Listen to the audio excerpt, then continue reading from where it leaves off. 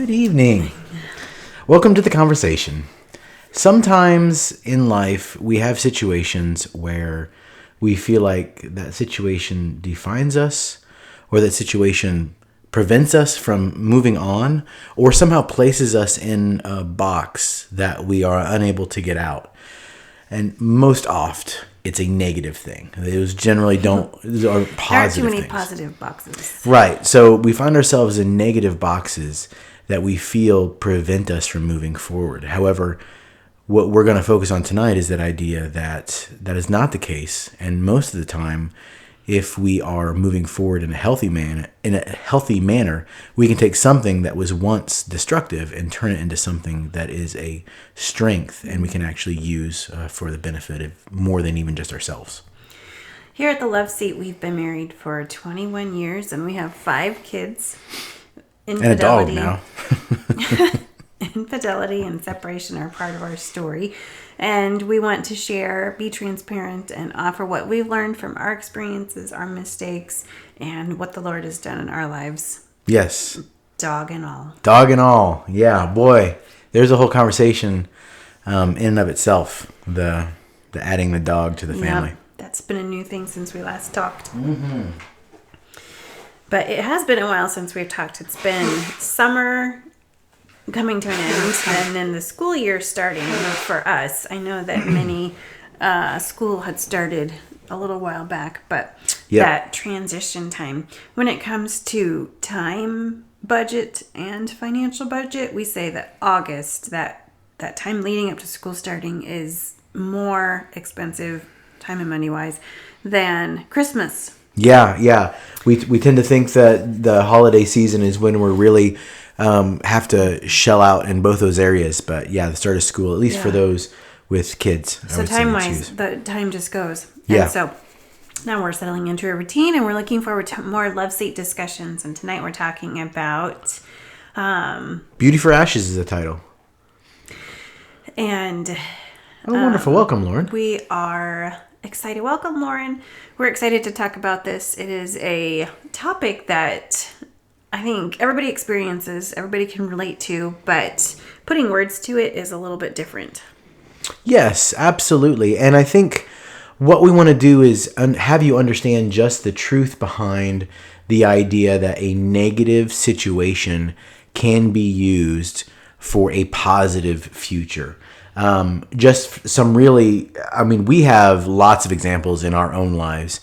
Even just fundamentally, my father passed away when I was a very young child, and that can be very traumatic. But my life has turned in such a way to where I'm able to use that as, I don't know what my life would be like if I had a father who was alive.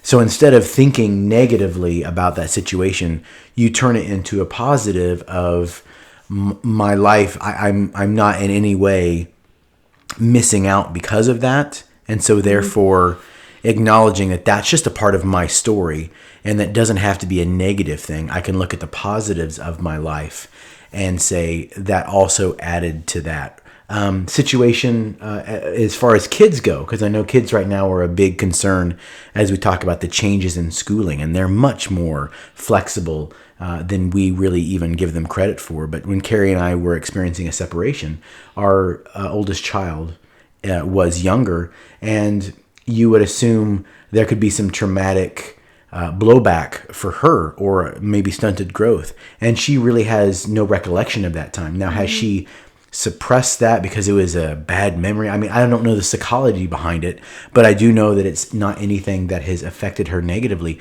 And she's a very mature and well-rounded young woman. And so those things that we think were going to stop her from growing really haven't been an issue at all. Yeah, I think it's important to focus on what can be done.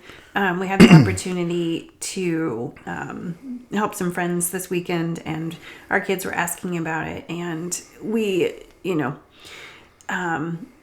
it's easy to say that I don't want to do this, or this would be easier if it went this way instead. And I told our kids that we just really strived to be who we needed meaning that there were times that we didn't have family around, or I didn't really have mentors or friends, even when we lived somewhere closer to family. But there just weren't the opportunities to have that support system. And so even if it's not something that I'm longing to do, I want to help out when we can. And that's what I said to our kids, basically. So understanding that growth can come out of experiences. You talked about your dad, but it could be some really smaller bumps in the road, I suppose. Yeah. That can be used for strength if you allow it to be. Yes. It can definitely be a weakness if you just dwell on it. Yeah, so the idea is to utilize circumstances of your past. And in marriage, I think we've all been hurt or wounded by our spouse. Whether they knew it or not, we've all experienced that. And we always talk about the idea of being able to believe the best in our spouse and to forgive them and to not hold grudges.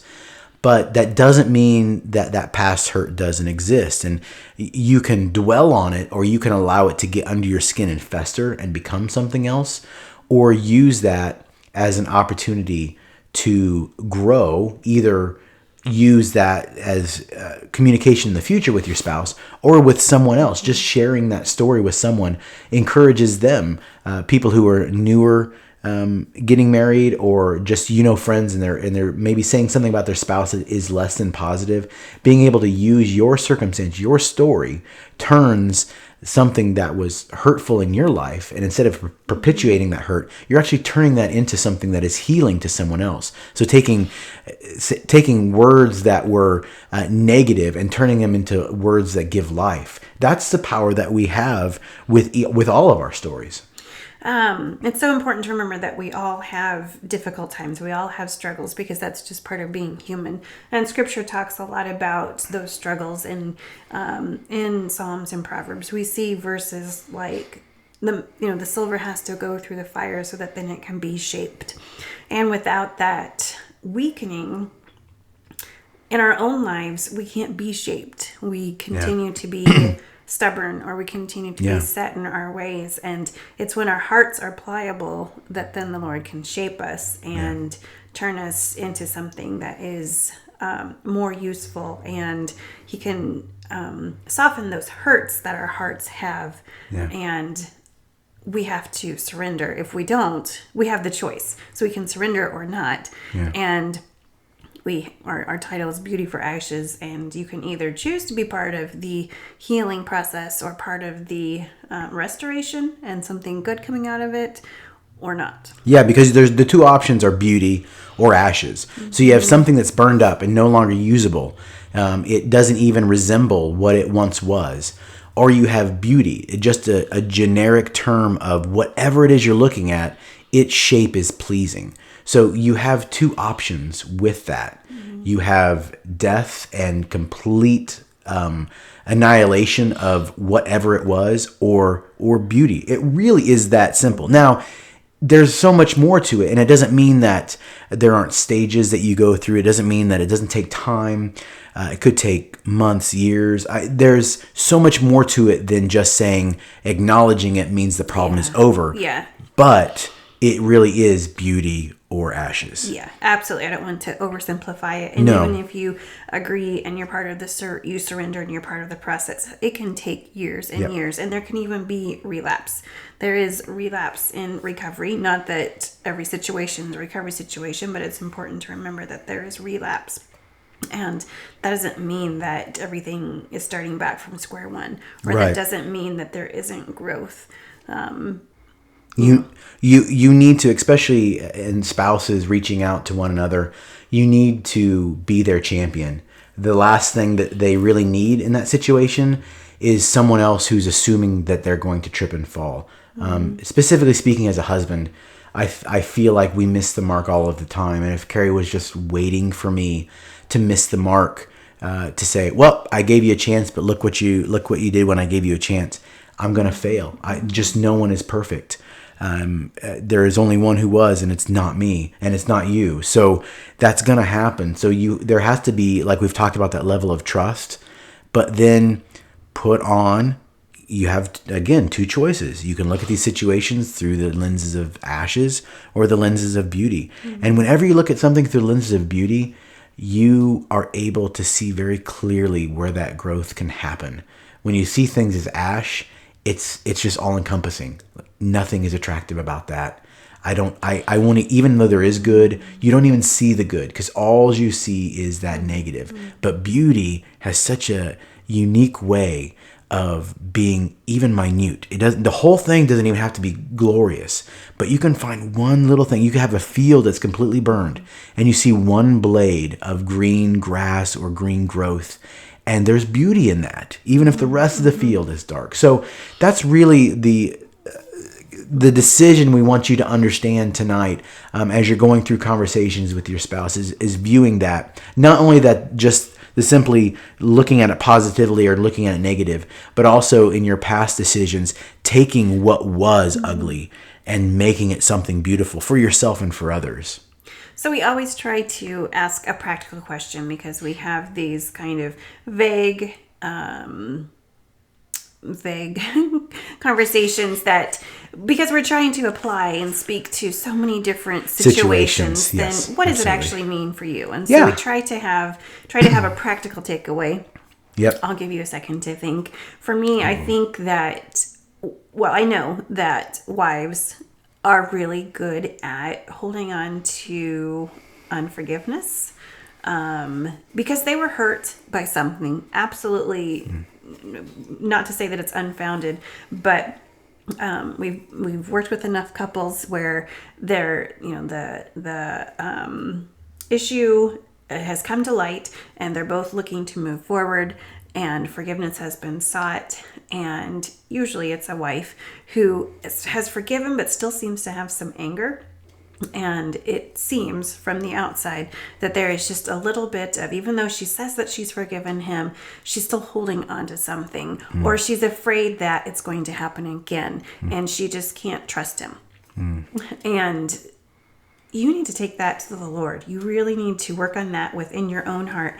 And again, there can be relapse, there can be a repeat, and working through each situation while understanding that you have to have standards and you have to have boundaries and you have to have expectations. I'm not saying to submit yourself to being hurt over and over again, but when you say I forgive you, mean it, but don't hold on to a little bit, holding it back, because then you can't be part of the beauty portion. You're holding on to the ashes and you're stuck back in the mud and the muck, and you can't be part of the healing and the restoration process because you're not allowing yourself to be restored.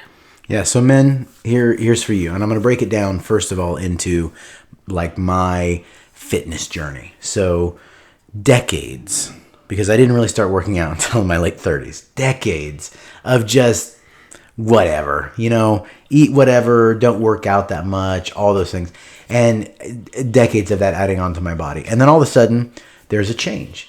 And I begin to work out, and then I begin to eat healthy, all those. And I should look amazing, right? I mean, my abs should be popping, my biceps should be bulging. It should just be, change should happen, and then all of a sudden I should see that with, let's even say, 4 months, because a lot of programs online are like 90 days. Yeah. So let's even give it 4 months. Let's give it an extra 30 days. That's not the way it happens. I've been doing CrossFit for about 3 years now, and my body still has plenty of things that need to be worked on. So I say that to men.